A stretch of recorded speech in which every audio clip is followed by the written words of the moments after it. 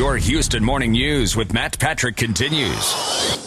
Time now, 8:17 on Houston's Morning News. We're talking about the Hispanic vote in the Obama administration. You know, we've been focusing so much on the Republicans as the GOP starts heading towards the nomination. So we've really not talked a lot about President Obama and his struggle to get reelected, many saying that that may be an impossibility. Well, it looks like now, usually it's a group of people that, at least a community that has always supported Democrats. That may not be the case now. Joining us this morning to talk about that is Hispanic Business leader Marcello Tafoya and also LULAC's Luis Vieira. We appreciate you both joining us this morning. Luis, let's begin with you.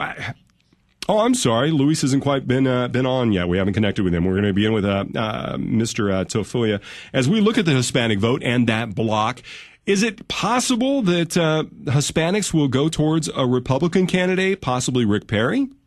Well, not necessarily, because several surveys have shown that they're not even in favor of. And between, for example, Obama and and Perry, the Latino community had 59% in favor of Obama. In turn, with Romney, they had 68% against Romney and in favor of Obama. Although 2 out of 1 are against Obama regarding the immigration situation. So it's up in the air right now. So, Marcello, I mean, that is an interesting way of looking at that poll, because there is frustration all the way around. I don't know if there's any more eagerness in terms of what the GOP is offering when you look at immigration. What are the hot-button issues that are really frustrating Latinos as they look at President Obama's record?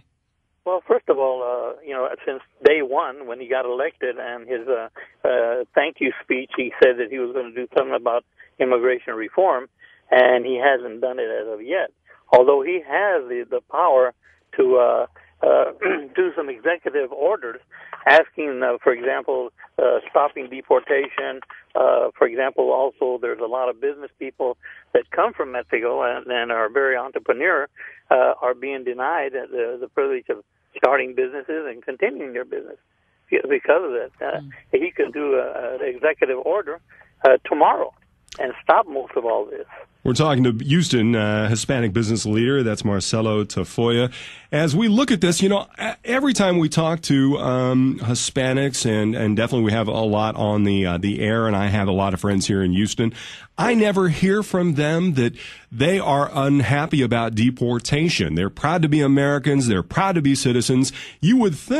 I would think that they would want people in America that were abiding by the laws. Why is this so important to Hispanics that we deal with deportation? Don't most of the Hispanic vote want people who are in the country illegally sent back? No. See, the misunderstanding is this, that you're saying that deportation, I mean sending people back instead of giving them an opportunity to become U.S. citizens. Now, there's there's a lot of people that have already filed for citizenship that they haven't even been processed. I have a lawyer friend of mine that has thousands of cases that have filed, yet the federal government has done nothing about them.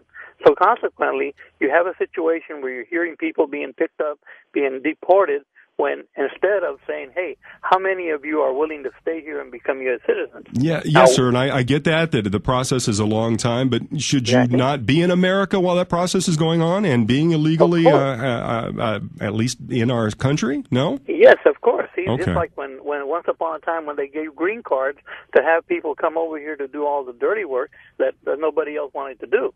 And so consequently, why don't they give them some kind of a permit? I'm not saying make them U.S. citizens automatically. Give them a permit where they can stay, say, a year or 2 years during this process. And if that doesn't happen, then they can send them back. Marcello, we're talking to Marcello Tafoya. He's a local Hispanic business leader. We're talking about the Obama administration and heading into the 2012 elections and what he needs to do to garner that Hispanic vote. More and more, we're finding out that Hispanic voters, if you're going to look at them as a block, may be looking at other candidates other than President Obama. So just because you voted last time around for the president doesn't mean you will the second time around. We're talking about that with Hispanic business leader Marcello Tafoya. We appreciate you joining us this morning. If Hispanic voters are unhappy with President Obama, what can the president do and still keep his Republican base, what he has of a Republican base? What can he do to appease the Hispanics, you think, Marcello? Well, first of all, Well, in '08, 65% of Latinos registered were Democrats and 26% were Republicans. And now it's turned around. Now there's 67% are claiming to be Democrats and 20% Republicans. Although the Republican Party did try to go after more Latinos to become members of their party.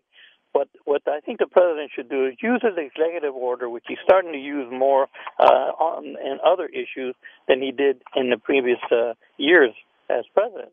Use his executive order to really identify or define what is necessary for a person to become a U.S. citizen and what is the government going to be able to do to provide them that opportunity without being picked up in the middle of the street or picked up at their job and not giving them an opportunity. Like I said before, there's many that have already filed for citizenship that their paper has not been processed due to the lack of government ability to do this. I mean, when you're talking about maybe 5 or 6 million people who have registered to become U.S. citizens and the government can't process their papers, what happens? They get picked up and they get deported.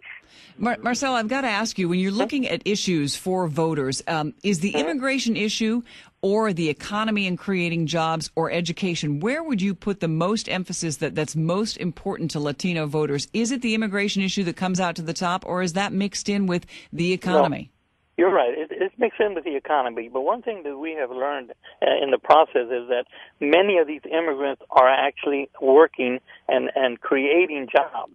There's a lot of the immigrants, if you look around, have created their own businesses and hired a lot of people. Yet they're so scared now that they are not doing that as they were doing it before. You have chains of grocery stores. You have chains of other venues that they have created. They're starting to say, no, it's not worth it. But Marcello, I got to challenge you on that. I mean, you say that these non-citizens are in the country hiring people, part of the economic base, but they're also a large drain on our governments and our hospitals, Medicaid, Medicare. Our hospitals are going bankrupt. I mean, I appreciate the few that are starting a new life here, even though, let's be honest, they're criminals.